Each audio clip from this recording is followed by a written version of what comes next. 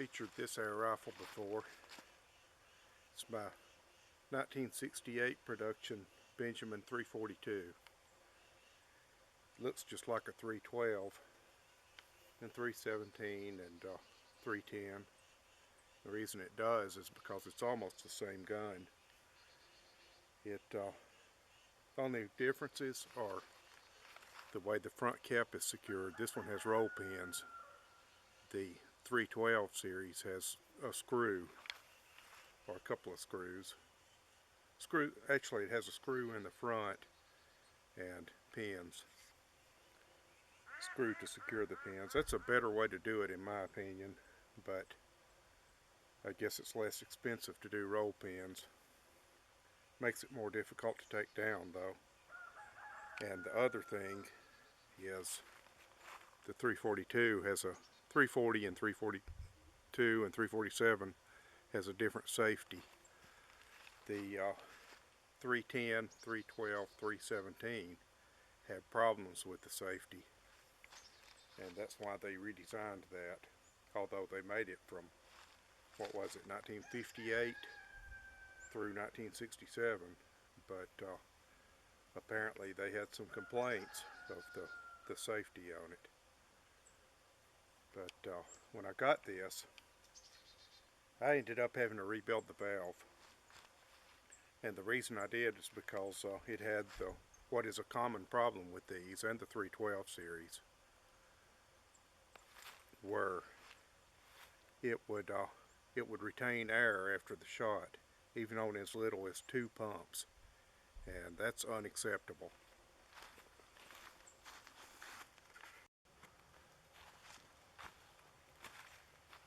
The reason these tend to retain air is because the valve poppet spring is too heavy, heavier than necessary, and the hammer spring is not heavy enough really to overcome it. And over time the hammer spring weakens and the problem becomes worse. So there's not really enough room in there, I guess, to put a heavy enough hammer spring to make the difference. And that poppet spring is really heavy, so if you have that problem, the treatment I'm about to show you won't help it. You pretty much have to go inside it and fix that spring, replace it, or compress it so it takes a set or something. And while you're in there, you might as well rebuild it. And that's what I did with this one. It actually held air indefinitely. It had no problem pumping up and holding air, although the pump piston didn't have enough preload on it, and unfortunately it still doesn't. I readjusted it a bit, but apparently not enough. But it's enough to work with anyway. Now, retaining air is not a huge problem if it retains it at 8 pumps. If it retains a bit of air at 8, or maybe even at 7 pumps, you can probably live with it. But if it retains at 2 or 3 pumps, it's unacceptable, because you're not getting the power you should be getting from it, and nor the accuracy. So you got to do something about that, and I did. And so now it'll retain a little air at 8 pumps, but sometimes at 7 until it warms up, but usually at 7 once it's warmed up, and definitely at 6 pumps it doesn't retain any. So it works pretty well now. But after I rebuilt it though, it didn't seal right away. And so I ended up having to do this treatment that I'm about to describe to you on this one, even though it was freshly rebuilt.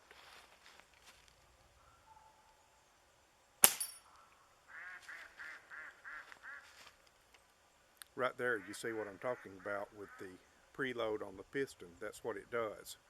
It requires the pressure that's built up in it to hold it closed.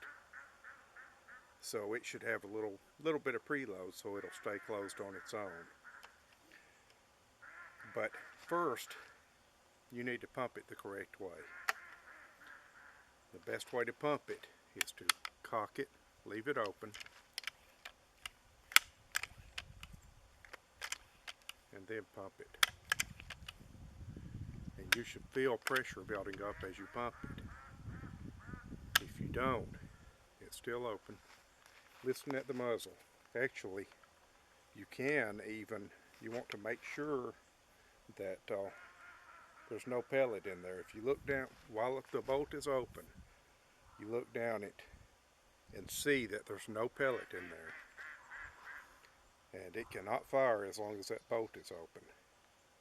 So, but if you pump it a little bit and it's not taking pressure, then close the bolt, pump it, and listen. If it's leaking through the valve, you should be able to hear it at the muzzle. And if you don't hear it at the muzzle, then it's probably not pumping up, because it's probably escaping past the piston as you're trying to pump it. Okay, so you need an oil bottle with the proper oil, and the proper oil is non-detergent motor oil. And I will provide a link in the video description where you can get some of that. It's good stuff. I've been using it in all my air guns, and like I said, I had to use it in this one after I rebuilt it because it would not pump up. And or I could, if I pumped it up with it cocked and open, I could quickly pump it up a few pumps, but it wouldn't hold for more than just a few minutes. And my first Sheridan blue streak that I bought was like that. It could, man, you could pump that thing 100 times fast and it would shoot, but even at 100 pumps, the pellet would still bounce off paper. So that was unacceptable. I got it at a good deal because of that, and I never did have to go into it because of this treatment I'm about to describe. So anyway, you need an oil bottle with some of this non-detergent motor oil. And you know, you can buy more expensive stuff if you want to, pale gun oil or whatever, but, or you know, supposedly special oil that one of the specialty guys is selling that costs a lot more money than this. But the thing about this is you can use it in your air compressor, you can use it on hinges or whatever. I use it for all kinds of stuff since I've started buying it. But now you need to lubricate your gun regularly anyway, and what you do is there's a pivot right here. So you put one drop there. There's another pivot right here.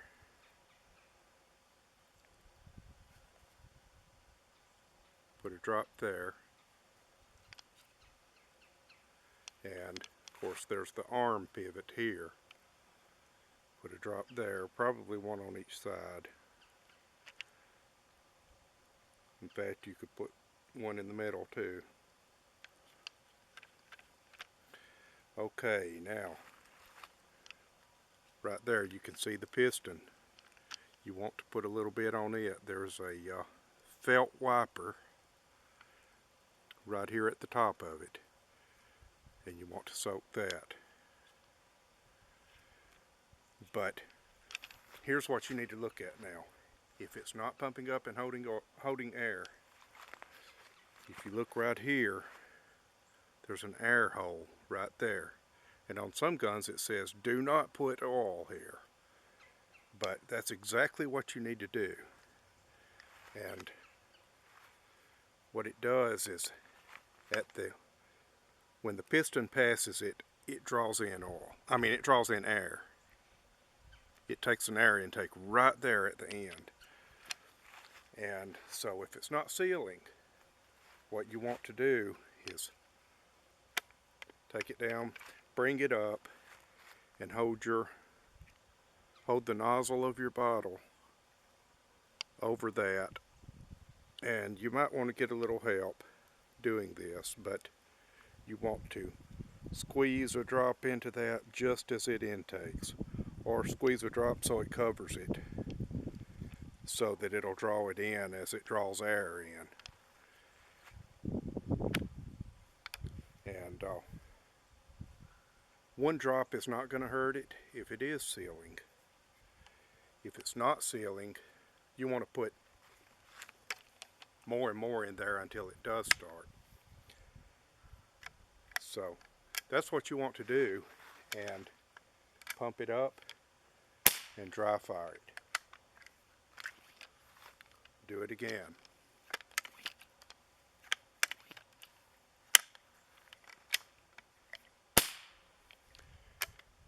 And you'll probably have to, if it's not sealing, you'll probably have to caulk it before you pump it up, because that takes pressure off the valve poppet and allows it to find a seal.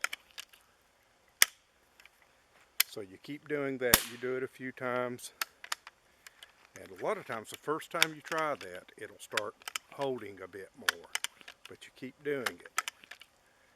You pump it 3 or 4 times and shoot it, dry fire it. Pump it 8 or 10 times and dry fire it. And just continue to do that. Take it out, and once it gets to where it's starting to hold a little bit, take it out and shoot it with some pellets too, because that changes the pressure dynamic on the valve and hits it harder basically. So you do that, and even if you can't get out and shoot it with a pellet, at least dry fire it that way. And keep doing that every day, maybe 2 or 3 times a day. And every evening at the end of the day, caulk it, pump it up 8 or 10 times, and leave it. Leave it uncaulked, stand it up in the corner somewhere, or leave it caulked, leave the bolt open and stand it in the corner with the butt down, because that'll allow the oil to run through the valve wherever it's leaking, and it'll soften the seals, and it'll help to seal it. And so you do that, and then when you get up in the morning, try it, see if it's holding air, and if it is, dry fire it and pump it back up. If it's not, pump it up a few times, dry fire it, and then pump it back up again. And do that, 2 or 3 times a day. And after a few, add more oil to it. After a few days, it should start to seal. And that Sheridan blue streak I was telling you about, I did that for 3 or 4 days, and that fixed it, man. You could not pump it up enough.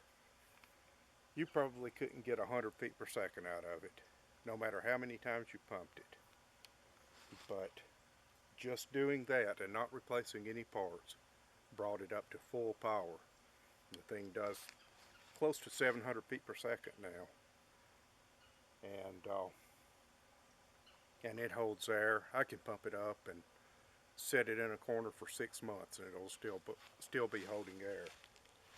So this works, and it keeps you from having to rebuild it if it's not absolutely necessary, and in most cases it's not.